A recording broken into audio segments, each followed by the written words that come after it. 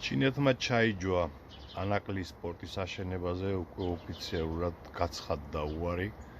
დღეს გამოვიდა ეკონომიკის მინისტრი მარიამ ქრივიშვილი და განაცხადა, რომ ანაკლის სპორტს 100%-ით სახელმწიფო ანუ საქართველო ააშენებს. ეს იმას ნიშნავს, რასაც გეუბნებოდით მეგობრებო, ამდენი ხანია უკვე თვეების განმავლობაში, რომ ჩინეთი ამერიკის შიშით ვერ გაბედავს ანაკლის სპორტის აშენებას, რადგან ამერიკა ტრამპის ადმინისტრაცია კატეგორიული წინააღმდეგია მათთვის სტრატეგიული შავი ზღვის გეოსტრატეგიული მნიშვნელობის შავი ზღვის სპორტი ჩინეთის საკუთრებაში იყოს.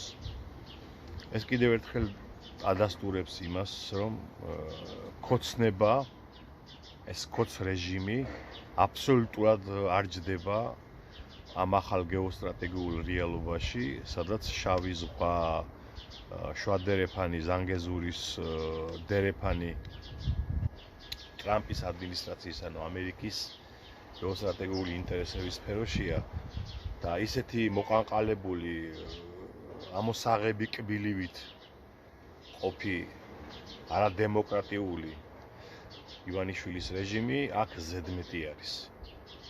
აი ეს არის. ჩინეთმაც კი უარი თქვა იმაზე, რომ ამერიკული სანქციები არ მოხდეს სპორტს, რომელსაც ის, რა ვიცი, მილიარდობით დოლარს დაახარჯავს და რატომ უნდა გააკეთოს ახლა ეს ჩინეთმა?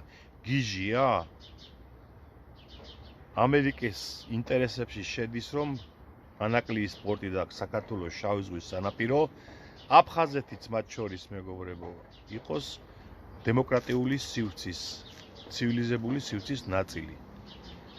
აქედან გამომდინარე ვამბობ, რომ დემოკრატიული სივრცის ნაწილი საქართველოს თუ იქნება, მხოლოდ იმ შემთხვევაში იქნება, თუ აქ იქნება დემოკრატიული მმართველობა, ხალხის მიერ არჩეული ხელისუფლება.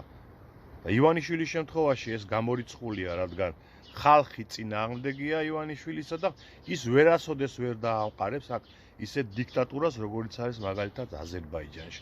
აზერბაიჯანს დალაგებული აქვს უკვე შეერთებულ შტატებთან ერთი მარტივი მიზეზის გამო. აზერბაიჯანში ოპოზიცია და სახალხო პროტესტი არ არსებობს. ჩვენთან სახალხო პროტესტი რომ არსებობს, იმიტომაც არის, რომ გამწარებული ივანიშვილის რეჟიმი ხალხს ტროტუარზე დგომისთვის იჭერს და Facebook პოსტებისთვის დაძდებს. აი ეს არის.